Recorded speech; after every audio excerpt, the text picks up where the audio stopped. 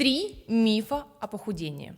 Итак, первый миф, что нельзя есть после 6. Вообще организму не важно время приема пищи, важно суточное количество калорий, белков, жиров и углеводов, которые вы потребляете за сутки. Отказываясь от еды после 6 часов или занимаясь интервальным голоданием, вы можете вызвать сильное чувство голода.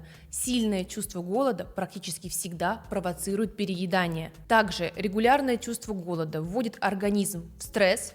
Стрессы переходят в срывы, а срывы переходят в жировой запас. В итоге результаты стоят на месте. Миф номер 2.